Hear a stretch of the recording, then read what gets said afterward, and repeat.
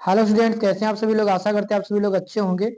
आइए इस वीडियो में हम देखेंगे यूपी बोर्ड प्री बोर्ड का जो पेपर चल रहा है, प्री बोर्ड पेपर जो हमारे यहाँ हो चुका है। आपके वहाँ देख लेना, सेम ही कोई पेपर मिलेगा, लगभग सेम हो सकता है यही मिल जाए। तो 824 बीएपी जिसका कोड है, ये क्लास 10th का पेपर है। 10th साइंस का ये पेपर है, मतलब विज्ञान का। तो चलिए स्टार्ट करते हैं। 70 नंबर का पूर्णांक होता है, 20 करने होते हैं ऑब्जेक्टिव। यहाँ पर पहला प्रश्न है, किसी दर्पण से आप चाहे कितनी दूरी पर खड़े हो, आपका प्रतिबिंब सदैव सीधा प्रतीत होता है। तो इसका राइट आंसर होगा या तो समतल अथवा उत्तल दर्पण। चलिए नेक्स्ट क्वेश्चन देखते हैं। दूसरा, मानव नेत्र अभिनेत्र लेंस की फोकस दूरी को समायोजित करके विभिन्न दूरियों पर रखी वस्तुओं को फोकसित कर सकता है। ऐसा हो पाने का कारण है समंजन क्षमता, पावर ऑफ एक्मोडेशन। नेक्स्ट देखते हैं, कह रहा है कि प्रतिरोध आर के किसी तार के टुकड़े को 5 बराबर भागों में काटा जाता है। इन टुकड़ों को फिर समांतर क्रम में जोड़ा गया है। यहाँ पर देखिए, इस पर एक एक बहुत बड़ा प्रतिरोध है और उसको कितने भागों में बांट दिया गया है, 5 बराबर टुकड़ों में इसको बांट दिया गया। तो सबका कितना होगा, R/5 होगा, R/5 होगा। और उनको फिर कहा गया है समांतर क्रम में जोड़ा गया है, जिसका तुल्य प्रतिरोध R डैश है। तो देखो, तुल्य प्रतिरोध R डैश बराबर निकालेंगे 1/R/5 plus 1/R/5 plus 1/R/5। तो ये जो है 5 बटे वाला कहाँ चला जाएगा, ऊपर। तो फार्मूला क्या बनेगा, 1/R डैश बराबर 5/R और प्लस 5/R। ये कितनी बार होगा, ये 5 बार होगा। 5 बार ये होगा ऐसा, 5 बार। तो 5 बार जब होगा तो हर समान मिल जाएगा। तो ऊपर कितना हो जाएगा, तो 1/R डैश बराबर हो जाएगा 25/R। और आपसे पूछा है R डैश का मान, तो क्या करेंगे, इस R को यहाँ ले जाएंगे। तो R/R डैश बराबर कितना आ जाएगा, 25 ओम। तो इसका राइट आंसर हो जाएगा 25। चलिए, इस पर हो चुका है 25। नेक्स्ट देखते हैं। चौथा, किसी विद्युत बल्ब का अनुपातांक 220 वोल्ट, विभव कितना दिया है, 220 वोल्ट, और शक्ति कितनी दी है, 100 वाट। शक्ति कितनी दी है, 100 वाट दिया है। और 110 वोल्ट से, 1 मिनट, हाँ, 110 वोल्ट से जोड़ने पर इसके द्वारा शक्ति कितनी होगी ये बताना है। देखिए, पहले ये P और B दिया हुआ है। तो इससे पहले जो है हम लोग निकालेंगे क्या, हमें निकालना है शक्ति P बराबर VI। तो इससे से हम लोग I निकाल लेंगे P बराबर VI से।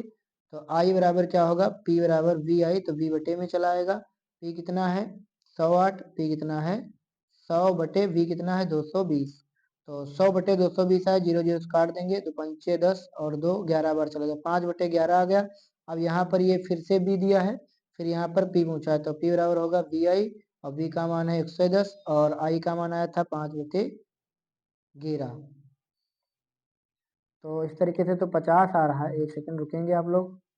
देखिए, उस तरीके से तो 50 आ रहा था, लेकिन अगर हम इस तरीके से लगाएंगे, R बराबर B² P फार्मूला यूज करेंगे, तो यहाँ 220 का वर्ग करेंगे तो 484 डबल जीरो आएगा, नीचे 100 दो जीरो कट जाएगा, तो प्रतिरोध आ जाएगा 484। और फिर इस प्रतिरोध से जो नया वाला फार्मूला लगाएंगे, P बराबर B²/R, तो यहाँ पर ये 110 का वर्ग करेंगे तो 121 डबल जीरो, 484 से जब भाग करेंगे तो 121 एक कम 121, और इससे 21 चक्कू 484, 4 से इसको काटेंगे तो 25 वाट आएगा, जो कि शायद सही आंसर है। अब इसमें जो है, ये हमारा मतलब गूगल से जवाब आया है और वो मैं खुद लगा रहा था, तो ये हमें ज्यादा कंफर्म लग रहा है, 25 वाट इसका राइट आंसर होना चाहिए। तो यहाँ पर ये हो जाएगा इसका राइट आंसर 25 वाट।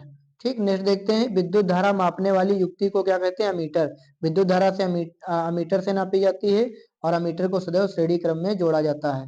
नेक्स्ट देखते हैं यहाँ पर क्वेश्चन नंबर 6, 5 था ये, हाँ ठीक। 6 देखते हैं यहाँ पर, निम्नलिखित में से कौन सा नियम लंबे विद्युत धारावाही तार के निकट चुंबकीय क्षेत्र की दिशा को प्रदर्शित करता है। तो दाएं हाथ के अंगूठे का नियम, right hand thumb rule. Next देखते हैं 7 नंबर क्वेश्चन, निकट सामान्य दृष्टि के लिए स्पर्श दृष्टि की न्यूनतम दूरी होती है 25 सेंटीमीटर, दूरबीन होता है अनंत। इसको ध्यान रखेंगे। और नेक्स्ट देखते हैं, शुद्ध जल का पीएच मान होता है 7। और नेक्स्ट कह रहा है कि कौन सी अभिक्रिया है, किस प्रकार की अभिक्रिया है। तो यहाँ पर देखिए, BaCl2 + H2SO4 arrow BaSO4 × 2H। एक हिसाब से तो ये है द्विविस्थापन अभिक्रिया, लेकिन द्विविस्थापन इसमें ऑप्शन नहीं दिया है। तो देखिए, ये ठोस है, तो जो ठोस पदार्थ होता है ये तली में बैठ जाता है, तो इसको हम लोग अवक्षेप कह लेते हैं। तो ये हो जाएगी अवक्षेपण अभिक्रिया, जिसमें अवक्षेप बनता है। तो इसका राइट आंसर हो जाएगा अवक्षेप अभिक्रिया। नेक्स्ट देखते हैं 10 नंबर, प्रयोगशाला में सर्वप्रथम किस कार्बनिक यौगिक का निर्माण हुआ था। तो होलर का एक शिष्य था, बर्जीलियस का शिष्य होलर, जिसने क्या किया था, प्रयोगशाला में सबसे पहले अकार्बनिक पदार्थ यो NH2CONH2 का निर्माण किया था, यानी यूरिया का निर्माण किया था। नेक्स्ट देखते हैं क्वेश्चन नंबर 11। पूछ रहा है एल्केन का सामान्य सूत्र है, तो एल्केन का होता है CnH2n+2, एल्कीन का होता है CnH2n, एल्काइन का होता है ये वाला फार्मूला, और ये है ये तो सूत्र है।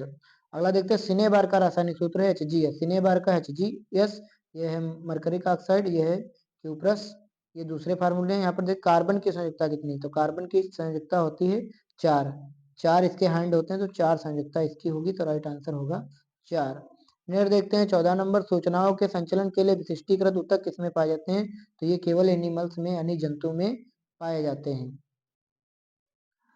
पुष्प के निम्न में से किस भाग में जनन कोशिकाएं होती हैं, तो ये होती है पुंकेसर में जनन कोशिकाएं होती है। नेक्स्ट देखते हैं 16 नंबर, निम्न में से कौन हार्मोन हमारे शरीर में कार्बोहाइड्रेट, प्रोटीन एवं वसा के उपापचय का नियंत्रण करता है, तो यहाँ पर कह रहा है कार्बोहाइड्रेट, प्रोटीन एवं वसा के उपापचय का नियंत्रण यहाँ पर कौन सा हार्मोन करता है, तो यहाँ पर जो है गूगल पे थायरॉक्सिन दिखा रहा है, बाकी यहाँ पे ऑक्सीटोसिन भी हो सकता है, लेकिन इसमें मैं कंफर्म नहीं हूँ, आप लोग इसका देख लेना। चलिए मिलते हैं नेक्स्ट क्वेश्चन में 17। शुक्राणु का निर्माण कहाँ होता है, शुक्राणु का निर्माण होता है वृषण में, यानी कि टेस्टिस में इसका निर्माण होता है। ठीक, और उसके बाद महिलाएं एक्स गुणसूत्र कहाँ से प्राप्त करती हैं, महिलाएं एक्स गुणसूत्र प्राप्त करती हैं माता से और पिता दोनों से, तो ए और बी दोनों हो जाएगा, क्योंकि माता में होता है XX, पिता में XY, तो महिलाएं एक्स लेना होगा तो माता से और पिता से दोनों से ले सकती हैं। नेक्स्ट देखते हैं 3 नंबर, हो गया 19। कौन सा एक उत्पादक है, उत्पादक वे होते हैं जो स्वयं अपना भोजन बनाते हैं, हरे पौधे, यहाँ पर ग्रीन प्लांट्स हो जाएंगे। नेक्स्ट देखते हैं लास्ट क्वेश्चन, वृद्धि का संदमन करने वाला पादप हार्मोन कौन, संदमन माने जो वृद्धि को रोकता है, एबिसिसिक अम्ल, ABS इसको कह सकते हैं, एबिसिसिक अम्ल, एटिक मतलब इसको कह सकते हैं। चलिए नेक्स्ट क्वेश्चन देखते हैं, एक कार की हेडलाइट में अवतल परावर्तक लगा है, हेडलाइट मतलब आगे का जो रोशनी देती है, दीप तंतु की लंबाई 4 मिलीमीटर है, तंतु का प्रतिबिंब इतना बड़ा है, इतने मीटर दूरी पर कितने फोकस दूरी का परावर्तन लगाना होगा, तंतु के प्रतिबिंब का आवर्धन भी ज्ञात कीजिए। इस क्वेश्चन को मैं करा रहा हूँ, इसका सॉल्यूशन आप लोग देख लीजिए और इसको सॉल्व करने ला। यहाँ पर हाइट दी गई है और फिर यहाँ पर प्रतिबिंब की ऊंचाई दी गई है, V दिया गया है, और फिर हमें जो है आवर्धन का फार्मूला लगा के इस तरीके से आवर्धन लगा लिया गया है, आप लोग इसको देख लेना। फिर वस्तु की दूरी ज्ञात की गई है और ये दूरी आई हुई है। फिर इसके बाद में यहाँ पर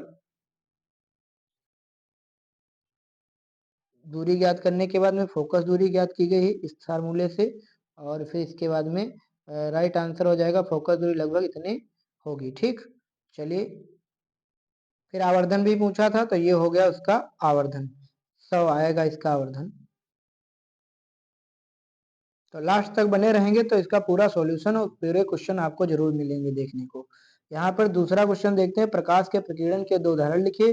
प्रिज्म से श्वेत प्रकाश की किरण को गुजारने पर किस रंग की किरण सबसे अधिक विचलित होती है, ये जो है ये तो खैर इसका तो राइट आंसर बैंगनी हो जाएगा, सबसे ज्यादा विचलित होती है।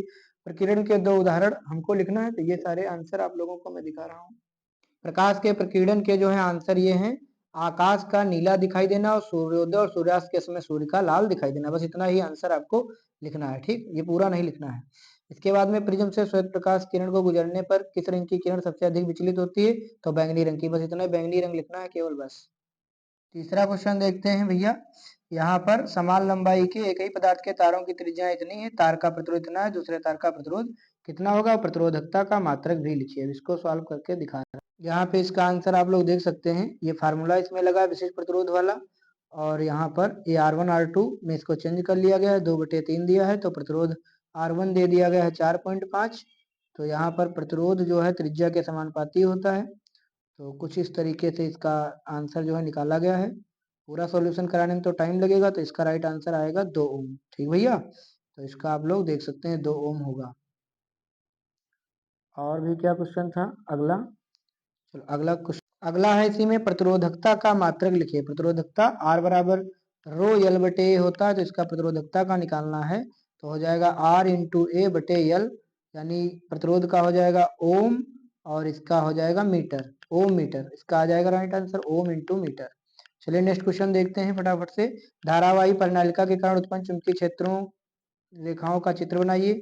ठीक, और फ्लेमिंग के बाएं हाथ के नियम, दाहिने हाथ के अंगुष्ठ नियम को बताइए, और ये किन भौतिक राशियों को की दिशा को ज्ञात करने में प्रयुक्त होते हैं। तो बायां हाथ क्या करता है, फ्लेमिंग का बायां हाथ से बल की दिशा, चालक पर लगने वाले बल की दिशा ज्ञात होती है और दाएं हाथ के अंगूठे के नियम से धारा की दिशा ज्ञात होती है। और प्रणालिका जो होगी उसके अंदर इस तरीके से प्रणालिका होती है, इस पे तार लपेट कर बनाए जाते हैं और चुंबकीय क्षेत्र कुछ इस तरीके से होगा। फिलहाल मैं आपको दिखा देता हूँ। फ्लेमिंग के बाएं हाथ का नियम आप लोग यहाँ पर देख सकते हैं, यहाँ पे लिखा है, और इसके बाद में दाएं हाथ का नियम भी देख सकते हैं, ठीक। और इसके बाद में भौतिक राशियां की दिशा, फ्लेमिंग के बाएं हाथ का नियम बल या गति की दिशा बताता है, दाहिने हाथ का चुंबकीय क्षेत्र की दिशा को बताता है। अब नेक्स्ट देखते हैं यहाँ पर, हाँ आ गया बहुत इंपॉर्टेंट केमिस्ट्री का, यहाँ पर आयुपीएससी नाम यहाँ पर बताना है, ठीक। तो इसका हम लोग आयुपीएससी नाम देखेंगे। अब हम आयुपीएससी नाम देखेंगे भैया। यहाँ पर पहले का आयुपीएससी नाम है ब्यूटेनल। ये जो लिखा है C3H7CHO, तो इसका हो जाएगा ब्यूटेनल, इसका राइट आंसर हो जाएगा ब्यूटेनल, ये हो जाएगा ब्यूटेनल। और नेक्स्ट देखते हैं यहाँ पर अगला दूसरा यहाँ पे देखेंगे दूसरे का CH3 COCH3 जो लिखा है, तो डाई मेथिल कीटोन है ये, और इसका हम लोग आयुपीएससी यहाँ पे लिखा है प्रोपेनोन, क्या नाम हो जाएगा, प्रोपेनोन। और इसके बाद में जो है हमारे पास में प्रोपेनोन हो गया। तीसरा जो ये बहुत बड़ा वाला है CH3 फिर CH2 तो इसका जो है क्या हो जाएगा आयुपीएससी नाम, एक सेकेंड, इसका नाम है हेक्सेन 1 ऑल या हेक्सेनॉल कह सकते हैं। इसके बाद में last CH3 single bond C triple bond C single bond CH3, तो इसका नाम क्या हो जाएगा लास्ट में देखेंगे, इसका नाम हो जाएगा ब्यूट 2 आइन, ब्यूट 2 आइन या 2 ब्यूटाइन, ठीक। समझ रहे होंगे आप लोग, ब्यूटाइन मतलब गिनती करेंगे 1 2 3 4 या इधर से या उधर से भी, तो देखेंगे 4 माने होता है ब्यूट, और यहाँ पर 2 नंबर और 3 नंबर पर आइन लगा है तो सबसे कम नंबर लिया जाता है, इसलिए 2 नंबर पर आइन, क्योंकि ट्रिपल बॉन्ड लगा है इसलिए। और भी हैं, चलिए नेक्स्ट क्वेश्चन देखेंगे तब उसका आंसर देखेंगे।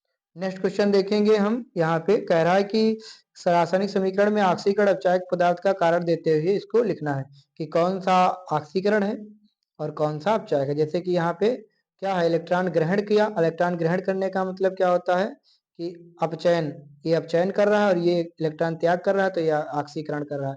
तो जिसका अपचयन होता है वो ऑक्सीकारक पदार्थ होता है, और जिसका उपचयन होता है वो मतलब अपचायक पदार्थ होता है। चलिए इसको देखेंगे, संक्षारण का भी एग्जाम्पल हम लोग देखेंगे। अब यहाँ पर हम लोग देखेंगे ऑक्सीकरण संख्या में परिवर्तन, जो है ऑक्सीकरण संख्या ये Cu से 0 हो चुकी है +2 से, और जिंक की +2 बढ़ गई है, तो जिसमें ऑक्सीकरण संख्या में वृद्धि होती है वो ऑक्सीकरण क्रिया कहलाती है, और जिसमें वो होता है वो अपचयन, मैंने पहले ही बताया था, इसका अपचयन और इसका ऑक्सीकरण। अब आपसे पूछा गया था ऑक्सीकारक पदार्थ, तो ऑक्सीकारक पदार्थ वह होता है जो स्वयं अपचयित होता है और दूसरे को ऑक्सीकृत करता है। यहाँ Cu+ स्वयं अपचयित हो रहा है, तो यही ऑक्सीकारक पदार्थ हो जाएगा।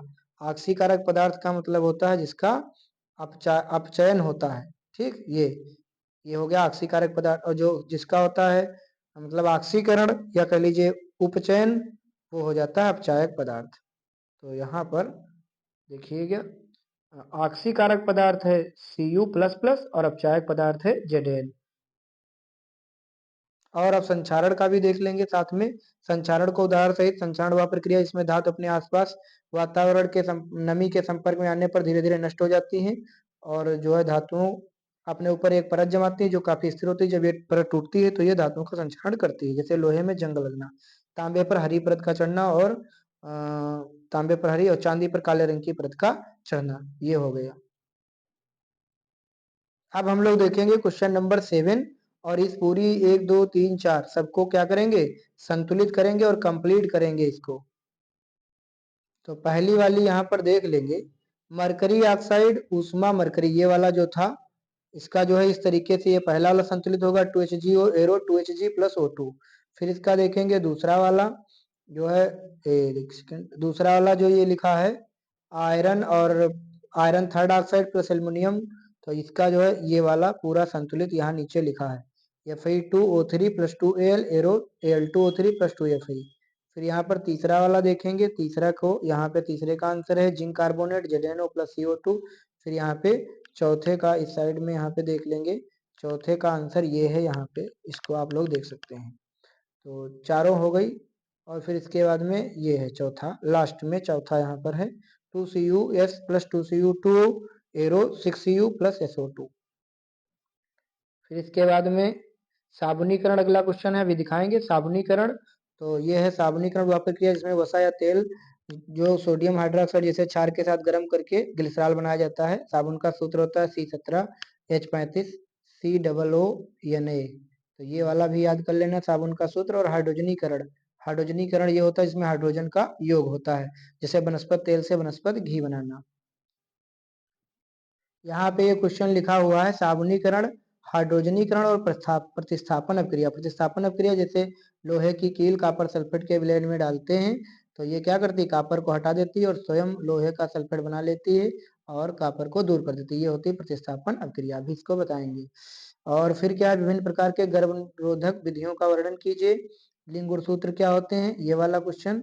और पोषी स्तर पर ये साइटोकाइन पर टिप्पणी लिखना, ये सारे प्रश्न कर लेते हैं। यहाँ हम लोग कर चुके थे साबुनीकरण को। अब इसके बाद देखेंगे यहाँ पर विभिन्न प्रकार के गर्भरोधक विधियों का संक्षेप में वर्णन करना। विभिन्न प्रकार की गर्भरोधक विधियां जिन्हें मुख्यतः प्राकृतिक अवरोधक, अंतर्गर्भाशयी उपकरण, IUDs, हार्मोनल और शल्य चिकित्सा विधियों द्वारा वर्गीकृत किया जाता है। पहला है प्राकृतिक विधियां, शुक्राणु अंडाणु के मिलन को रोकने के सिद्धांत पर कार्य करती हैं। मासिक धर्म चक्र के सुरक्षित दिनों की पहचान करना। दूसरी अवरोधक विधियां जैसे इसमें कांडोम, डायफ्राम, सर्वाइकल कैप, ये सब शामिल हैं। अगला है, एक मिनट भाई, अगला है अंतःगर्भाशयी उपकरण, ये जैसे कॉपर टी गर्भाशय के अंदर महिलाओं के लगाए जाते हैं। और हार्मोनल विधियां जो है ये वाला आप लोग उसको लिख सकते हैं। इसके बाद में ये हो गया पूरा इसका शल्य चिकित्सा। और फिर देखते हैं मानव में जो है लिंग गुणसूत्र क्या होते हैं, इसका राइट आंसर यहाँ पे लिखेंगे।